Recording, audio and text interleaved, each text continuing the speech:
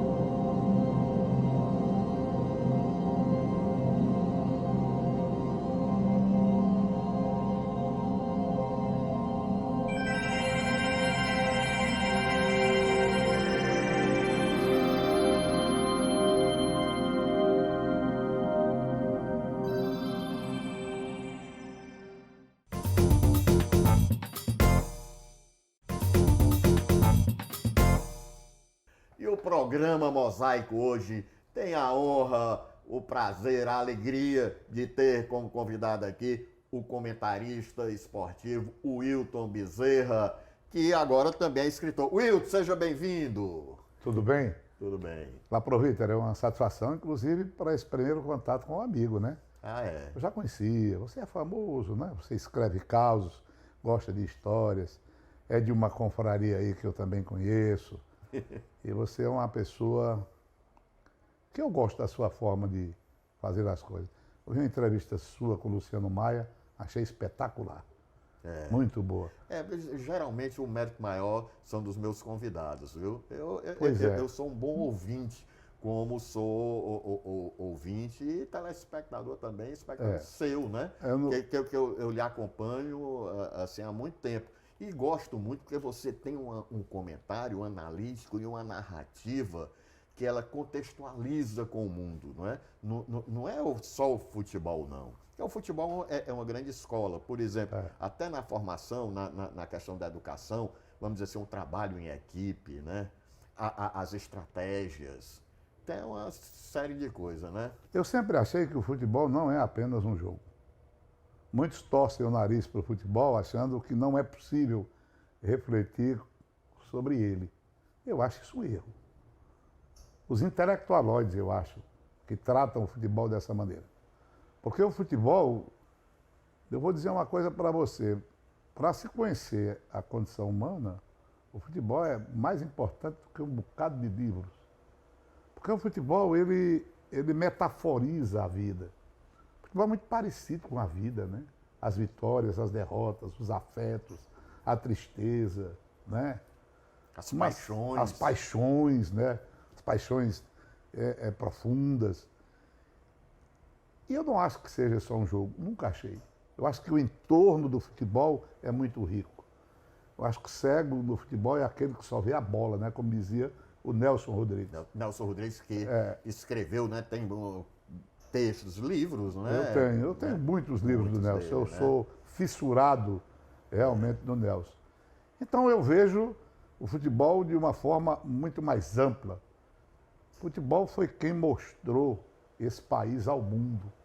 Colocou o Brasil no mapa mundi, para quem não sabia. Foi um negro Pelé e um mestiço Garrincha que em 1958 disseram, olha, o Brasil existe, é aqui, ó. Não é negócio de Rio de Janeiro, capital Buenos Aires, não, porque ninguém conhecia. É verdade. O Brasil, a América do Sul chegava na Argentina e parava. Em 1958 foi a consagração do futebol brasileiro, num período em que o Brasil realmente já respirava novos ares, deixava de ser aquela imensa floresta, não é? E veja o que esse futebol fez pelo Brasil. Em 1958 o Brasil queria ser Pelé. Verdade. O futebol, ele foi muitas vezes modelo para o país. Né? Vamos comparar o sucesso do futebol, como ele é feito, e criar uma situação de mostrar que ele é um modelo. É evidente que tem um exagero nisso, né? Futebol não é para resolver problema de saneamento, de educação, de tantos problemas de saúde. Não, o Brasil, não é, o futebol não é para isso. E é bom que não seja. Mas ele é um elemento agregador. O futebol é tão forte que ele revela até caráter. É verdade. Ele revela se você é altruísta ou se você é um individualista. Numa jogada. Né? Embora não seja binário o futebol. Porque não existe o certo e o errado no futebol, sabia, né? Por exemplo, tem um exemplo muito bom, eu li sobre uma entrevista do Valdano, que foi campeão do mundo pela Argentina com o Maradona. Maradona disse que o gol contra os ingleses, ele dominou, disse que o inglês ele se driblou. Aí colocou a bola na frente, tinha Valdano para receber e um outro com uma opção para o passe. Ele achou que devia driblar o inglês também, driblou também. Aí é que aumentou a possibilidade dele dividir aquela jogada de forma mais correta, de acordo com o manual, passando a bola. Ele disse que teve outro inglês, ele driblou também. Aí não teve, ele teve que fazer o gol. Certo ou errado? Pois é. Não é? Errado individualmente, ou melhor, coletivamente falando. Mas aí, a individualidade fica onde? Porque o futebol é isso. É criatividade, não é? O futebol é arte. E aí ele individualmente resolveu. Então, a coisa é nesse sentido. Pode ser até uma lição que muitas vezes os erros geram os acertos, né? Uma série de erros juntos geram um acerto. Dizem que é assim. Eu não sei bem se é assim não, mas eu estou dizendo. Né? Ouvi dizer, achei bonito. Porque, na verdade, tudo que eu escrevo é o que eu escuto, o que eu vejo. Eu não sou escritor. Você é muito autoral, você é muito autoral. Não é? Por exemplo, eu vejo assim, a sua maneira de comentar, a sua maneira de escrever, né? Você eu gosto muito porque do seu umbigo com Cariri, né? Isso aí é uma coisa muito forte, é o telurismo, né? Eu, quando vou ao Cariri, eu me sinto em casa. Estou voltando para casa. Eu sei, minha mãe morreu, meu pai também, meus irmãos moram lá. Tem a casa da minha família. Mas eu digo é no sentido amplo, sabe? Quando eu chego ali, que entro pelo Crato, muitas vezes o ônibus ia pelo Crato, ou eu vou pelo Crato para Alegre. Aí eu vejo logo, nas proximidades do Crato, eu já sinto assim, uma energia diferente, sabe? É como se eu estivesse chegando em casa, é como se eu conhecesse aquilo ali, como se eu tivesse nascido ali. Aí chego no Crato, depois chego em Juazeiro. Aí eu vou dizer uma coisa, tem um outro sentido nisso tudo, sabe? Aquela questão do pertencimento. Eu gosto de pertencer àquilo. Eu gosto de dizer que sou do Juazeiro, que sou do Cariri. Cariri é muito forte culturalmente, muito né? Muito forte em vários aspectos, né? Você vai em Juazeiro do Norte, aquela magia do Patrício, esse santo do povo, né? Aquela coisa em torno de Juazeiro, aquele mistério, aquelas romarias. Você chega naquela estátua do Patrício, você fica olhando aquele fenômeno, que coisa, não é?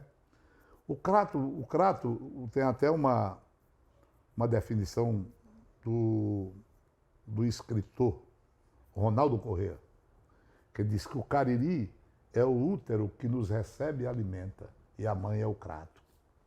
Entendeu? Eu digo sempre que, né, o útero é o útero que nos recebe e alimenta, né? O Cariri, né? Aquele verde vale, aquela coisa bonita. E o Crato, ele faz um crônico até sobre o Crato. E o Crato é a mãe, né? E o Juazeiro deve ser o pai. E por aí, Barbalha, nem se fala. Interessante, assim, estamos falando de Cariri, você falou Barbalha, agora me lembra o seguinte, o Crato, ele tem nos dado, assim, grandes personalidades da comunicação. Vamos pegar, olha, aqui que eu me lembro, ó. O Wilson Machado, Edilmar Norões. Exatamente. Não é? Cândido Colares. Cândido Colares, né? Que apresentava o jornal, né, aqui, da TV Ceará. Aí vamos pegar Francisco José. Isso. Chico Sá, o Wilton Bezerra. Não, eu não sou com essa bola toda, não. Eu, nesse time aí, eu tô perdendo de goleada. Se você dissesse que era, eu ia questionar.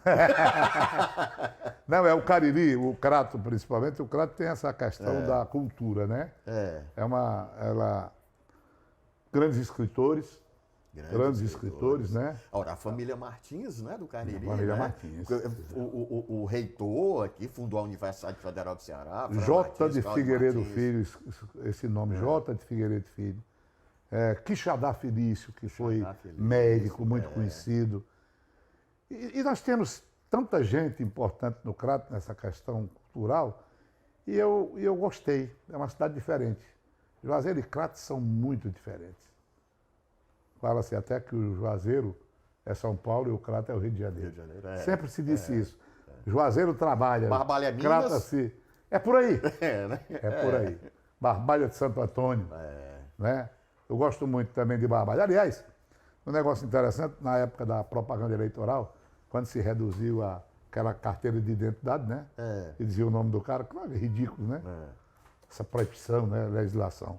E tinha um candidato aqui em Fortaleza, que eu não me lembro o nome, eu sou esquecido, sou meio caótico mesmo nas coisas. Eu não sei como eu consegui ainda juntar esses causos e escrever, porque eu também sou meio preguiçoso. Vai ver meio que se esqueceu, né, de se esquecer. Né? Aí esqueceu de esquecer. Aí a publicidade dele era o seguinte: eu sou fulano de tal, nasci no Juazeiro, me eduquei no Crato e morei em Barbalha. Eu digo, esse eu devia ser vereador aqui, e não em Fortaleza. Esse é um homem regional. Bom demais. É o Crajubá. Por exemplo, como foi que você começou no rádio? Já foi pelo esporte? Olha, o esporte foi a influência, a Copa de 58. A Copa de 58 eu vi pelo rádio do vizinho. Né? Muito inocente, cheguei em Crato em 57. E aí a Copa do Mundo de 58 eu acompanhei aquela saga extraordinária, né? 3-0 na auge, gols de Mazola, 2 de Nilton Santos. Aí vem Pelé, Garrincha. Eu comecei a colecionar figuras daqueles jogadores. Como na época toda a mocidade, né? E eu vi no rádio. Os álbuns, né? Os álbuns, a revista Cruzeiro. Tinha né? umas fotos lindas, né, do jogador. E eu botava no meu quarto, ornamentava. Eram santos dos meus altares, né? Ou santos do meu altar, como diz Afonsinho. Aqueles jogadores. E eu tinha um irmão que jogava muita bola, que era o mais velho. Também gostava de futebol. Mas o bom era ele era um perna de pau. Tu jogar qual era a tua posição? Ponta esquerda ou era goleiro? Ponta esquerda pelo lado de fora para não atrapalhar os companheiros. O primeiro a ser substituído era o camisa 11. Mas eu era mais ou menos, mas não tinha muita saúde não. Muito raquítico para jogar, mas eu dava meus chutes. Mas eu estava falando exatamente a respeito... Já me esqueci. Da Copa de 58. Do rádio que ele despertou. Despertou. E aí, através disso, eu comecei a ficar curiando, né? Serviço de alto-falante, ouvindo, a Rádio Educadora, a Rádio Araripe, né? Depois de tudo isso. Porque no Crato da época nós tínhamos 2 janelas, que era o rádio e, digamos assim, o cinema. Eram as 2 grandes séries. Já não tinha televisão. Tinha televisão, não tinha nada. Não tinha nada. Não, né? Era Atualidades Atlântidas. Não tinha ainda do Carlinhos Maia, né? Não, tinha não. Que eu não gosto. Não? Eu não gosto, não. Porque ele não focaliza o jogo. E bota em câmera lenta, é uma coisa mais né, cinematográfica. Atualidades Atlântida, que era um jornal de Severiano Ribeiro que passava antes dos filmes. E aí, quando passava 5 minutos de Flamengo e Botafogo, aí eu pagava no primeiro dia, depois fazia a cabeça do porteiro para ficar assistindo só o jornal, para ver 5 minutos de futebol. Como eu lia muitas revistas do esporte e tal, naquele tempo, eu identificava Espanhol, Gerson, Henrique, Dida, Babá, né, Sabará, Delém, Almir, do Vasco. Quando eles jogavam, eu via e eu reconhecia. Interessante isso, né? E eu via mais ou menos o jeito, como Dida do Flamengo, que era meu ídolo antes de Zico. Então começou daí. Um amigo meu, Evandro Bezerra, que ainda trabalha na Educadora, eu menino ainda de calção e chinela, me levou para ser operador da amplificadora cratense. A amplificadora tinha várias bocas de alto-falante espalhadas na cidade. Aí, quando o Crato se modernizou, o Juazeiro também tinha, então resolveram tirar esse tipo de serviço. Mas eram bocas colocadas nas esquinas. E tinha uma audiência boa, essas coisas, sabe? E eu comecei a ser operador da amplificadora cratense. Basta dizer que nessa amplificadora, que foi o embrião para o rádio do Crato, Wilson Machado, João Ramos trabalhou nela. Trabalhou nessa amplificadora. Também no Cariri, João Ramos? João Ramos é sim. João Ramos, ele nasceu, parece, em Pedra Branca, mas depois ele morou em Juazeiro. Né? Ele fez rádio em Juazeiro, não, no Crato. Contador de histórias. No Crato. O João Ramos é de lá, começou lá também, até você tinha esquecido. Pois bem, aí de repente fecharam esse serviço de alto-falante e eu fui para a Educadora chamado pelo Evandro. Passei uns dias como operador e depois fui para a Rádio Araripe, a pioneira dos diários associados. Lá eu fiquei como operador, muito tempo. Eu gostava de ler muito. Eu chegava no Craton, somente na segunda-feira, o jornal O Globo e Última Hora, esses dois jornais. Porque vinha no avião da Real Aerovias. Então era uma fila no Café Líder para comprar esse jornal do Rio. Grosso, rapaz, parecia um álbum. Dois jornais. Ah, para mim era tudo. Porque tinha João Saldanha escrevendo, um bocado de escritor, o jornal o Globo, Última Hora do Samuel Weiner. Né? Então eu gostava, além da revista do esporte. Eu colecionava súmulas de jogo e tal, aquela coisa toda. Aí consegui esse... Tive que sair do Crato, porque meu pai da Refesa foi transferido para Iguatu. Mas passamos o ano. Quando voltamos ao Cariri, aí voltamos para Juazeiro. Inaugurava-se a Rádio Progresso, do Grupo Bezerra de Menezes, de Adalto e de Humberto. Aí eu ingressei como operador. Eu fui apresentar um colega meu, que estava em São Paulo, que tinha voltado, que veio pedir emprego, eu fui com ele. Aí o doutor Geraldo Menezes Barbosa, meu compadre, gerente, aí disse, você? Eu digo, não, eu não sou nada não trabalho em rádio não. Não, trabalho, você veio com ele, pega o seu nome. Aí eu botou o meu nome e me chamou. O dia da inauguração, um dia depois, aí eu já comecei a trabalhar. Nessa rádio, eu fiz tudo. Eu fui discotecário, eu fui operador, eu fui disc jockey. É uma grande escola. É, né? eu fui programar, fiz tudo. Acabei como comentarista, porque eu acabei sendo encarregado de formar a equipe esportiva da rádio, a primeira. E fiz isso. E comecei a participar dela. E tomei gosto pela profissão. E acabei sendo comentarista esportivo. A culpa, eu não sei de quem, mas sou comentarista. E aí eu passei muita gente me fazendo convite para vir para Fortaleza. Eu recebi umas propostas. E antigamente, por exemplo, Recife era até mais... Muita gente ia para Recife. A relação, né, do Crato, do Cariri era mais com Recife. Recife, né? Era mais com Recife. Mas sim, isso mudou. Isso com o tempo mudou. Acho principalmente dessas estradas, né? A estrada do algodão que foi chegando lá, melhoraram muito, né? Depois, acho que as fronteiras, né? A política também, os Bezerra começaram a ficar mais, não era? Pois bem, então aí eu comecei na Rádio Progresso. Em 1979, Moés Loyola me contratou para a Rádio Irapuru. Aí eu cheguei aqui, trabalhei na Irapuru, fiz minha equipe na Rádio Cidade durante 11 anos. Ainda era o Zé Pessoa de Araújo quando ele... Quando eu cheguei aqui, era. Né? Gente muito boa, gente muito demais, fina. Entendeu? E aí eu trabalhei de novo com o Moés quando ele comprou a Rádio Assunção. E da Rádio Assunção recebi a proposta da TV Diário e Rádio Verdes Mares, e desde 79 que eu estou lá. Essa é a minha trajetória, começada no Crato, serviço de amplificadora, depois rádio como operador, aí vem a Rádio Progresso de Juazeiro, que se inaugura em 67, e eu fiz parte de uma equipe de grandes talentos. Então feliz porque, afinal de contas, não foi fácil. A época não era... Se eu cheguei aqui, o Paulino Rocha já estava deixando de participar, né? Meu amigo Paulino Rocha, com quem nós fizemos realmente farras homéricas em Juazeiro. Paulino era gente boa. Gente boa. Um boêmio. Boêmio. Um boêmio, e a gente gostava realmente de fazer festa. Como deputado, arranjei uns votinhos para ele e tal, e ele foi lá comemorar e tal. Muito bom. Então, essa é a minha história. Agora vem o outro lado da questão, porque eu sempre fui muito observador das coisas, dos acontecimentos do rádio, daquelas mancadas do rádio, as coisas do futebol. No Crato tinha um programa Risobal na Araripe, que eu transportava o texto de Otelo Caçador, que era uma página, o pênalti. Né? E tinha muita coisa escrita, tinha charges maravilhosas. E eu fazia com os jogadores do Crato e tal. Que legal. Aí eu fazia isso. Vamos para o intervalo um pouquinho aqui. Vamos, que eu já falei demais, eu mesmo estou cansado. A gente volta já.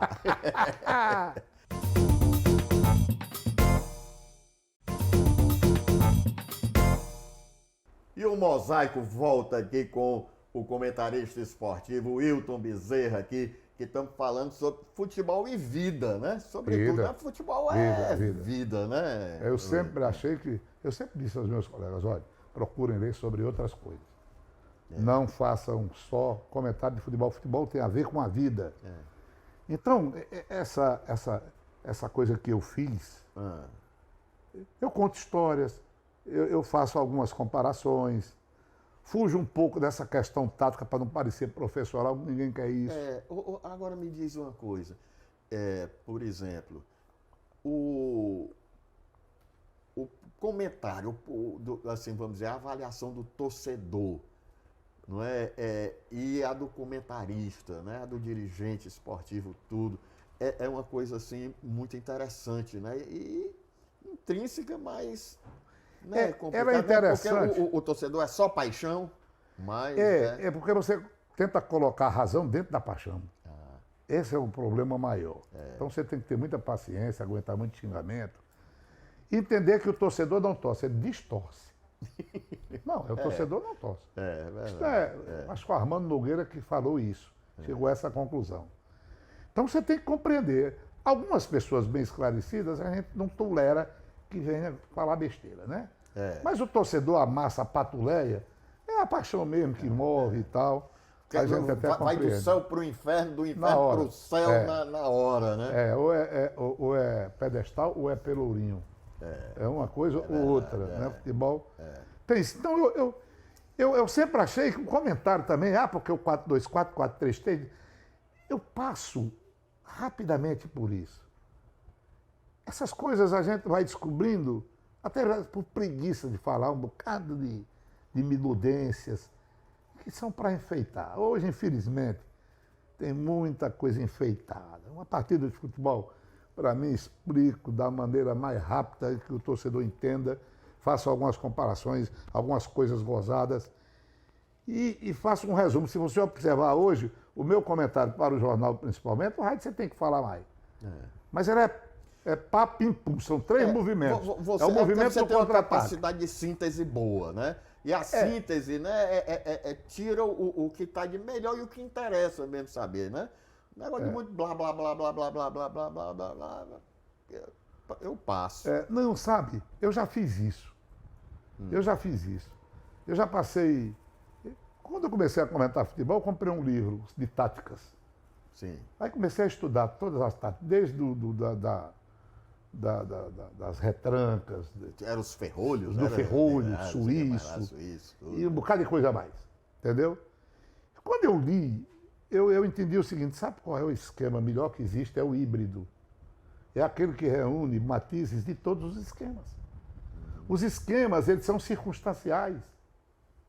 Não existe um esquema feito para vencer. Você compra do supermercado, eu quero um 4-3-3. Não existe isso. Porque rolou a bola, tudo vai se modificando.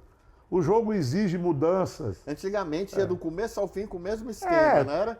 Hoje muda vários, né? Muda. Tem treinador que você tem que ter cuidado ao entrevistá-lo.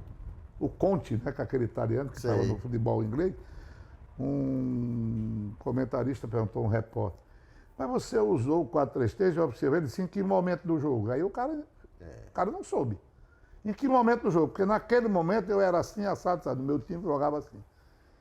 Mesmo porque não tem como você estar comentando de 10 em 10 minutos sobre esquema de jogo com a bola em movimento. Então o futebol não pode ser visto dessa maneira. Entendeu? Eu não gosto de estatística. Eu acho que existem 3 tipos de mentira, como disse Disraeli. Né? A mentira deslavada e a estatística. Eu não gosto. Eu acho que os números não explicam o futebol. Você está tratando com pessoas, né? Claro. Não tem uma pessoa igual a outra, né? Então essa estatística é uma coisa que massifica muito, né? E hoje está todo mundo, tantas bolas para fora, bola não sei o quê, bola na mão, bola assim, bola lá atrás. Eu não gosto disso. Eu acho que o futebol ele tem que ser visto de uma forma geral. Todo mundo tem a sua visão, sua maneira de comentar futebol, de dizer futebol. E ao que parece, a forma como eu digo, parece que chega bem. Se não chegasse, eu não tinha ouvinte. Não trabalhava na Rádio Verdes Mares. Eu não me preocupo muito, porque fulano está fazendo isso e aquilo. Não, eu chego e digo o que eu acho da maneira mais simples possível, porque o futebol é cheio de palavras complexas. Eu acho que o comentarista é para explicar de maneira simples o que é complexo. Eu acho que é por aí, não é? E para comunicar com a linguagem acessível a todos, né? A todos. Por exemplo. Tem muita gente enfeitando. Eu sou meio crítico nessa posta. Tem muita gente mentindo pra caramba. Comentarista pós-jogo tem muitos, não é mesmo? previsão. A cultura do retrovisor, né? Aí, Fica aquela coisa, sabe? Fez uma modificação, o cara não pega nem na bola e diz, depois dessa modificação eu vejo muito isso. E não é verdade.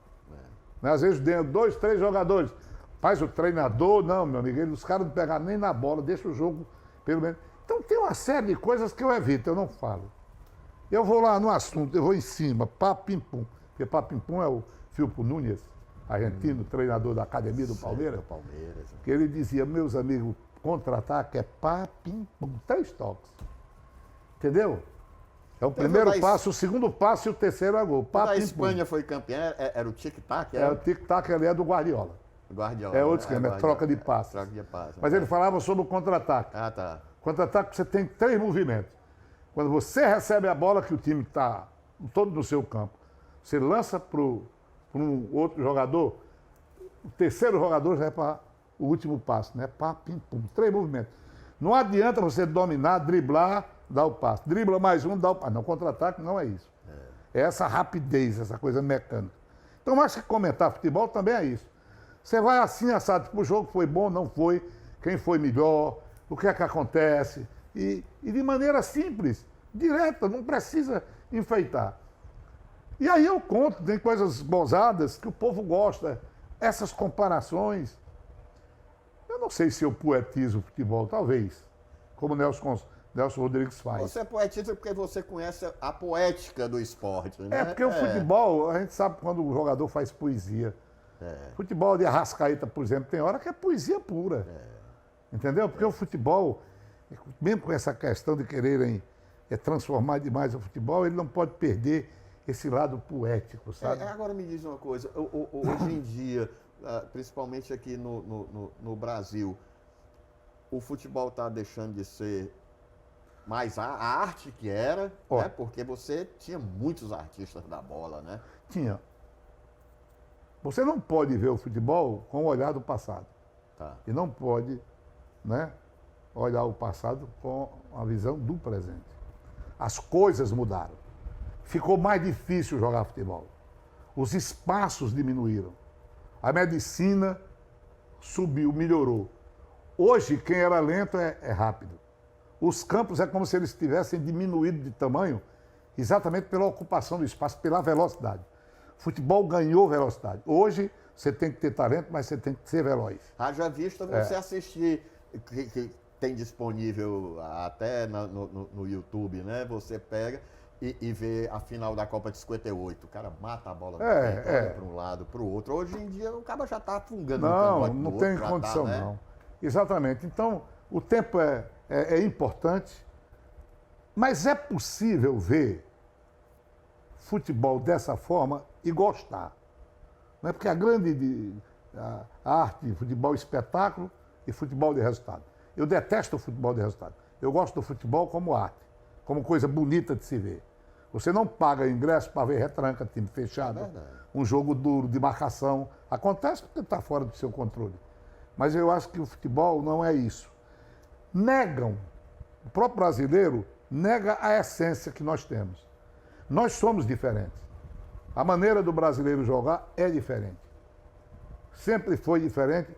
E ainda hoje os nossos jogadores vão para fora e valem trilhões pela maneira diferente que nós temos de jogar. Nós somos mais arte. Tem até uma coisa muito boa do treinador desse Liverpool, o Klopp, né? Ele botou um meio campo com 3 volantes. E botou um meia, que é o Thiago Alcântara, filho do Mazinho, que é um jogador bonito, tem um estilo. E o cara foi inquirir, disse, mas você, dentro da sua forma de jogar, da função de cada jogador, você botou Thiago Alcântara aí, como querendo dizer que ele não marcava, que ele não fazia reposição. Ele disse, eu preciso colocar ele ali porque eu preciso de um pouco de poesia, de fantasia nesse meio campo. Quer dizer, então o futebol ele necessita disso.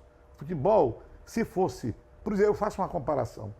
Quando o cara começa, Pelé, fulano superou Pelé em tantos gols. Fulano superou, ninguém supera Pelé, porque Pelé não foi só números. Se Pelé fosse só números, não seria nada, ele foi um gênio. Então o futebol vai além do número, dos números, né? Tem até uma coisa bonita do Manuel de Barros, né? Assim, essa é de minha parte. Assim como os números não expressam o futebol, não é? Um cientista, mesmo nomeando os órgãos de um sabiá, de um passarinho, ele não vai descobrir os seus encantos. A poética popular de Né? Manuel de Barros, É por aí, né? Manuel de Barros, ele fala isso.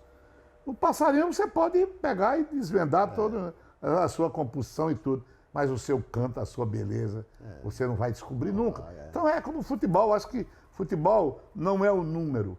É a questão, sabe, do futebol coletivo. Prevalece o futebol coletivo. Tem treinador que não abre mão disso. Mas é possível você reunir beleza dentro de um futebol coletivo rápido. E a gente ainda vê. Futebol que se joga na Europa, né? Aqui e ali nós temos um grande jogo. Então eu assisto o futebol esperando a beleza, embora reconhecendo a fragilidade da beleza, né? A beleza é muito frágil. Mas eu ando atrás de futebol, atrás do que é bonito. Eu vibro numa boa jogada. A caneta, o drible, isso para mim é a maior manifestação de arte. Mas agora gera agressão, um drible, né? É um insulto. Porque diz que está insultando, está querendo, né? Olha, é uma boa discussão. Essa tese é muito boa. Eu não abro mão dessa essência que o futebol brasileiro teve e tem.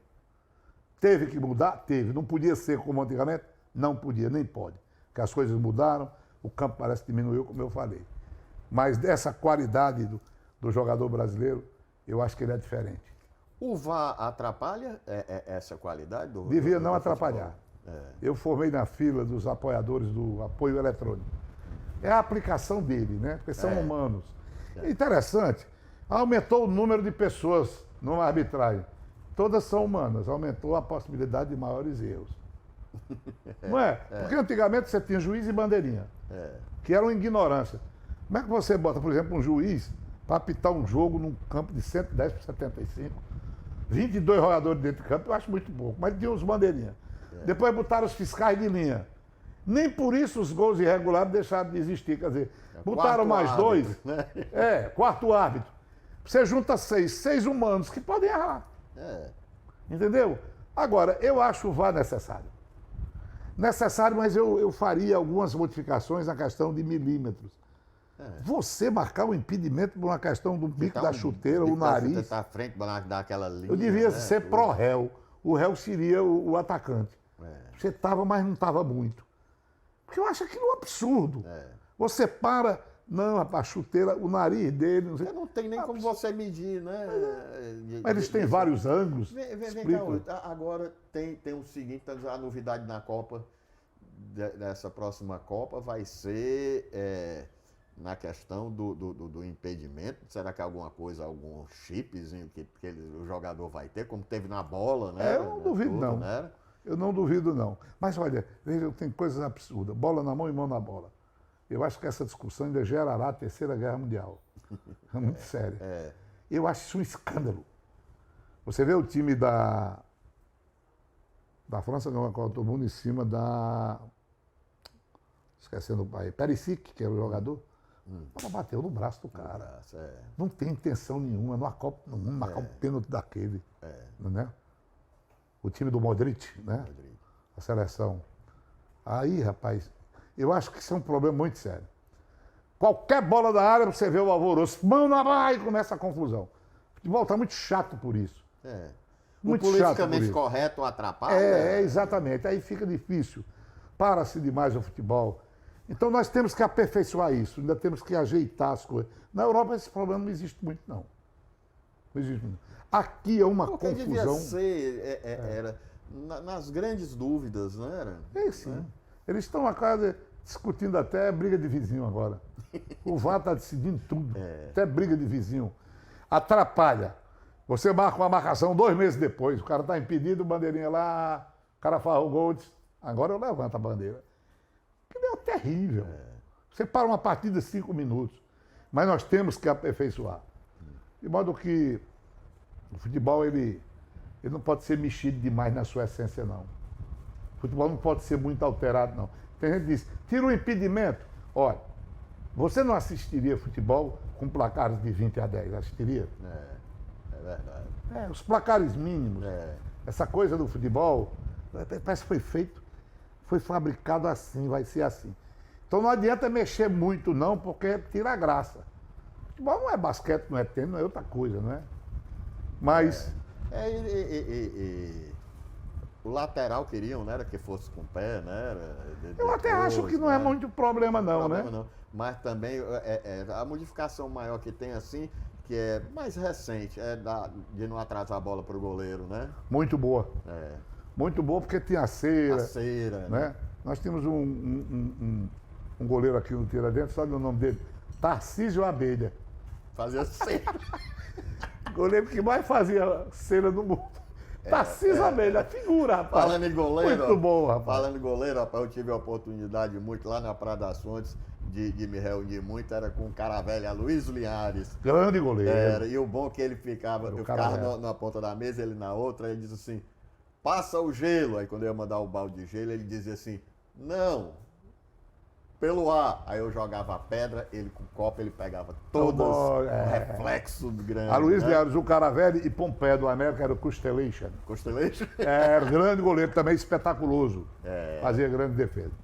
Então, no livro, eu quero falar sobre o livro. Não, vamos falar no livro, terceiro bloco o livro. Terceiro bloco. Aí eu vou falar mais ou menos, eu não sou escritor, eu sou um juvenil da escrita. Há 8 anos passados, eu não escrevia nada. Não escrevia porque eu falava, né? Desembuche, aí eu falava. Né? E escrever para mim é um sofrimento. Dói demais, rapaz. Dói nas costas, os braços. O processo criativo, assim, o pessoal acha que é só prazeroso, mas a crônica, tem as coisas. A crônica é besta, mas os pés incham, os braços ficam doídos. Vamos beber um copo d'água, a gente volta já para falar no livro, tá certo? Até já!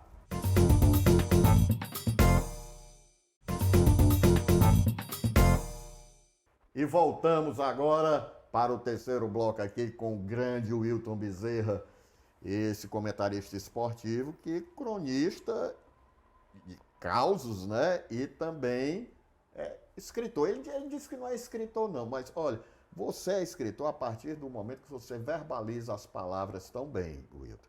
Eu acho que, por exemplo, você, na sua arte de comunicar, no que você se propor, na manifestação que você se propor a realizar, você vai se dar bem, porque é a partir do seu conteúdo, sabe? Assim, da sua vocação, tudo. Como é a história desse livro, Wilton? Desde que eu contei essas histórias no rádio, essas histórias divertidas, esses causos, eu fiz durante 10 anos o programa do Evandro Nogueira. Gente boa. Na rádio. Muita gente pedia para eu escrever um livro, insistia para eu escrever um livro. Eu nunca tive muita disposição para isso, não. Preguiça muita, né? Para começar esse assunto. Rapaz, isso me atrai de fazer, refazer esses cálculos, me lembrar, porque eu também fica tudo na memória, né? E depois da Covid a coisa vai sumindo, né? Então eu nunca me animei, não. Mas há uns 3 anos atrás, eu passei a escrever para o Diário do Nordeste, Crônicas Esportivas. E entendi de, no sábado, fazer uma coisa mais leve, que não fosse futebol. Sobre qualquer assunto, certo? Sobre minha vida. O que é? Nós devemos escrever e falar sobre o quê? Sobre nossa vida, sobre nossa trajetória. Eu entendi que a minha infância naquele crato, bucólico, poético... Tu era menino danado? Menino demais, tu é doido, apanhei mais que o cão pai para missa. Seu Martins, banhos na nascente. Não tinha um clube social naquele tempo da Nascente, aquele pé de serra era nosso. Só tinha um banho de Chico, o banho do Chico.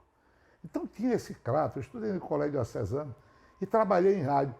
E tinha programas de violeiro que eu gostava dos desafios. E eu comecei a gostar daquilo, pegar alguma coisa, decorar, né, aqueles desafios, aquela coisa bonita. Começou daí. E depois observando o futebol, o ambiente do futebol, muito rico. O futebol é maravilhoso. Dentro do Guarani, me imiscuí na vida do Guarani, vivi time de futebol por dentro, jogador, causos de jogador, Praxedes Ferreira, que está no livro, que é uma figura admirável, folclórica. Tem muita coisa do Praxedes. Foi torcedor? Do Guarani, eu era torcedor do Guarani, cronista e torcedor, mas eu sempre soube dividir bem as coisas. Gostava de futebol, gostar de futebol não é coisa impressionante. Mas o futebol de Juazeiro nessa época, antes do Romeirão, Ele era feito por todo mundo fazia o futebol. Os cronistas, comerciantes, todo mundo. E eu me meti nisso. Eu gosto também de uma boa mesa de conversa, né? Claro, a mesa é a ribalta da amizade. A mesa, em torno da mesa, né, as coisas entre o coração e a alma, elas transitam, né? As conversas. Pois bem, aí eu comecei a fazer isso, contar história de futebol, de bares e tudo mais. Só no sábado. Porque quando me chamaram para escrever, eu digo, ixi, Maria, escrever. Comecei a escrever de ouvido. Eu sou um escritor de ouvido. Entendeu? Tem um músico que toca de ouvido. Eu toco de ouvido. De vez em quando eu estou aqui, quando eu bebia na cervejinha, eu pego o celular e começava a escrever certas coisas sobre certos assuntos. Ia juntando aquilo e mandava para o diário. Tá bom, tá ótimo, então vamos botar. Então, todo sábado eu fazia uma crônica sobre a minha trajetória profissional, sobre o rádio, sobre o que eu vivenciei, o que eu vivi, o que os outros contaram, porque os causos são meus e dos outros. Claro, é o que você vivencia também, que ouve também. Desafios de violeiros, alguns, muita coisa bonita. Tem eu sempre admirei, né? O sujeito falou, o Otacílio não, foi o Lorival Batista. Falou em merda numa cantoria, né? Aí pegaram no pé dele. Pegaram no pé dele, como é que ele falava? Merda, né? Um cara de categoria como ele foi aguentando aquilo. No embate, né? Depois de meia hora ele já não aguentava, né? Aí ele disse, de fato falei merda, o povo aqui ignora. Mas só falei uma vez. E você faz meia hora que encheu a boca de merda e nunca mais botou para fora. Genial. Então, eu gosto disso. Aí eu fui juntando e fui contando essas coisas e comecei a escrever. Aí, de repente, eu tinha um bocado de crônicas, sobraram muitas.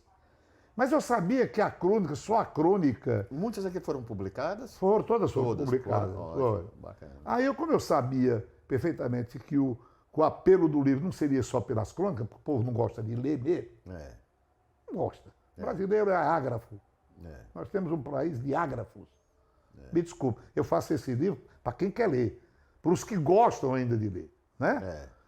Mas aí eu juntei, eu digo, eu vou botar uns causos, vou dividir as coisas. O que me pediram para eu fazer, que esses causos de futebol, da vida, aí eu coloquei crônica e causos, porque eu sei ver uma coisa um pouco mais reflexiva e depois tem, como se diz, a esculhambação, né? Mas eu acho legal isso daqui, porque, olha, isso daqui até você pegar um acadêmico mesmo para contar a história da nossa gente e tudo, essa daqui tá a história vivida mesmo, né? Isso daqui é um documento, né? Um documento mesmo, assim, que eu vejo aqui, que fala de lugares. Você conta a sua... Juazeiro, Crato, interior, né? O rádio, a minha vinda para cá, como é que foi, o que é que deve ser um cronista, eu falo sobre minha profissão. São digressões. Digressões. Por exemplo, Praxedes Ferreira é um dos personagens.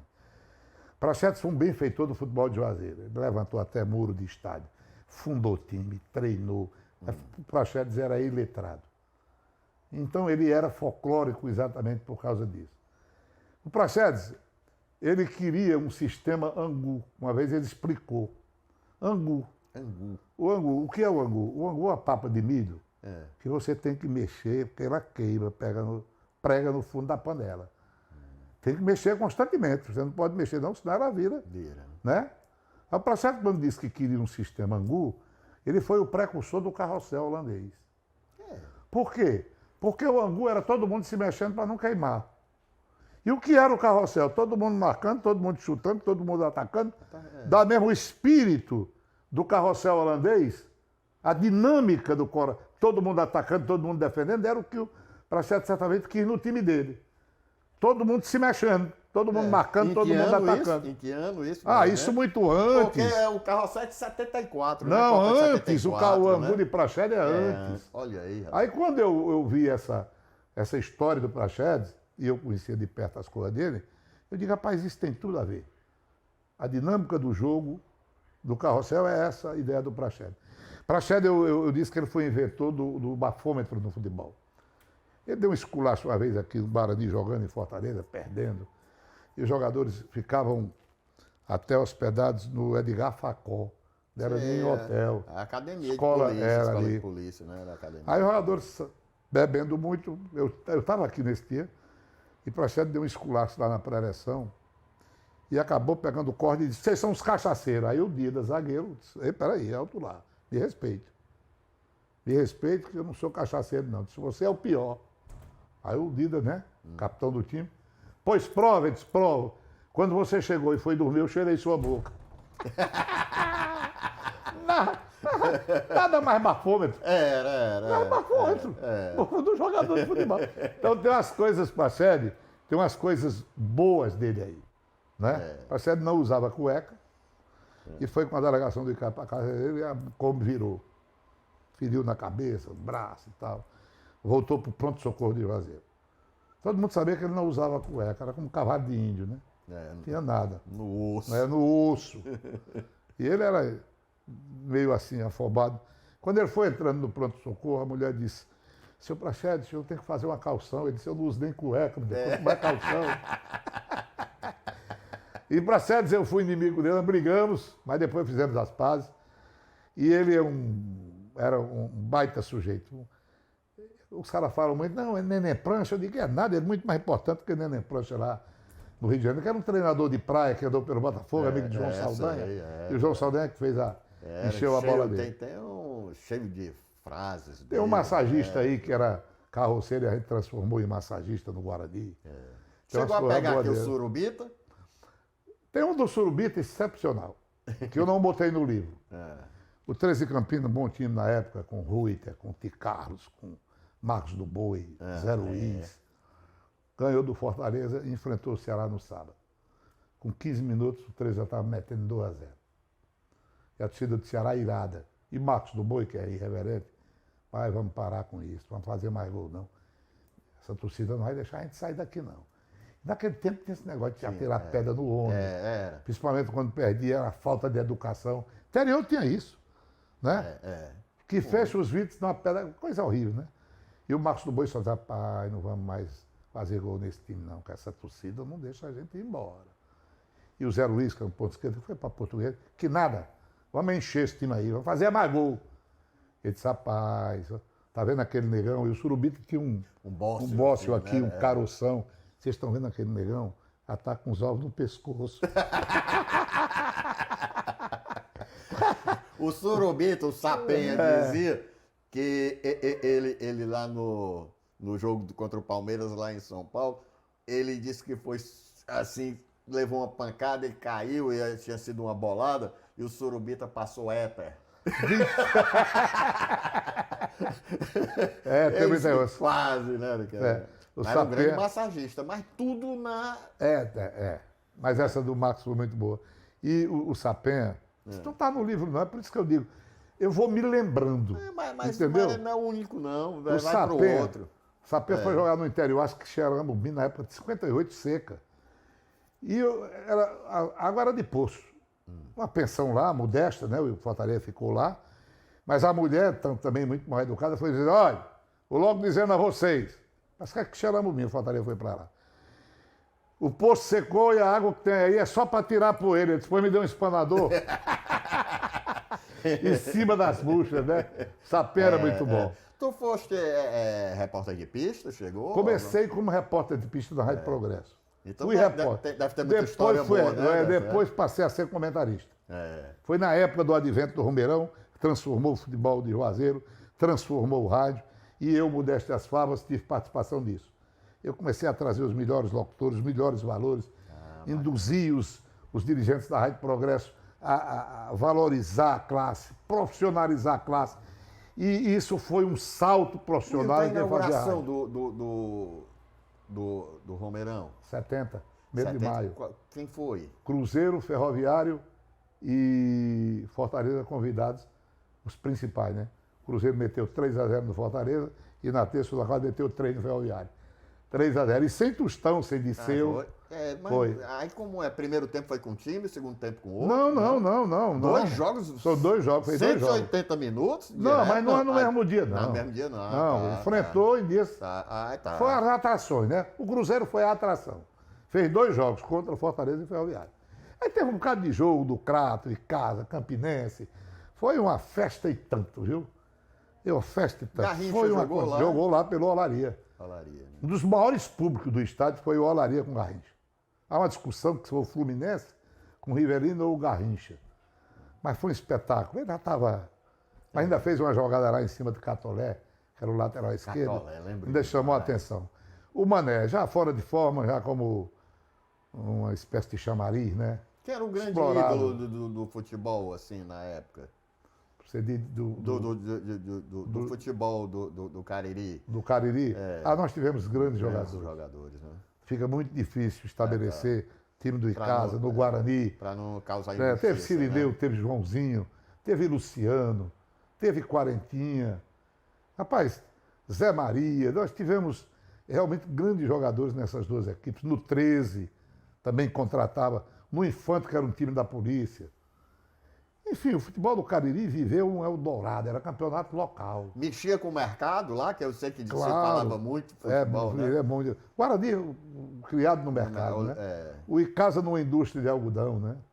Inclusive tem até uma muito boa do Prachedes, que ele barrou o Mozart.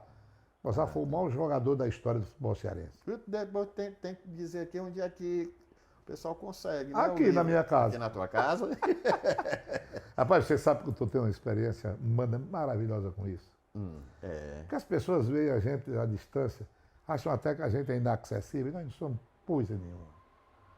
Então, eu digo que quando eles sabem que é a minha casa, eu posso ir aí tirar uma selfie na hora. Aí sobem aqui, tomam café.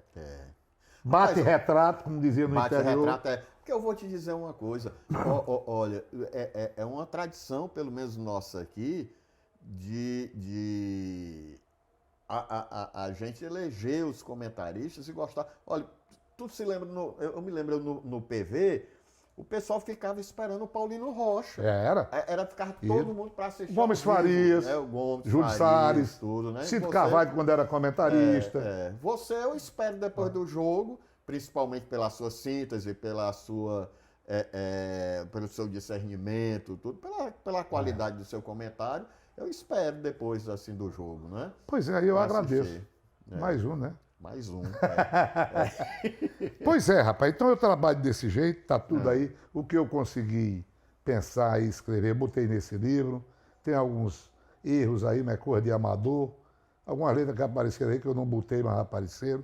É um negócio muito sério. A gente escreve hoje uma coisa e sai outra. Né? Mas dá para ler, não dá para desistir das páginas das primeiras leituras. Não, é muito bom. Tem muita muito coisa bom escrever. Eu vi uma foto aqui de um magrão aqui com... O magrão que eu digo é um... O Wilton Bezerra. É o Wilton Bezerra, 63 quilos. Era? Entrevista com o Roberto Carlos. Né? Eu fiz a entrevista com o Roberto Carlos, foi a maior que eu fiz. Você vê como são as coisas. Roberto Carlos foi fazer um show em Juazeiro, no Romeirão, um espetáculo. E nenhuma emissora de rádio pensou em entrevistar o rei. Sabe por quê? Achar Porque que os era caras inacessível? botaram dificuldade, botam dificuldade. E principalmente naquele tempo. Esse é o Wilton Bezerra. Wilton, valeu, obrigado, meu irmão. Prazer Até o conhecê-lo. próximo.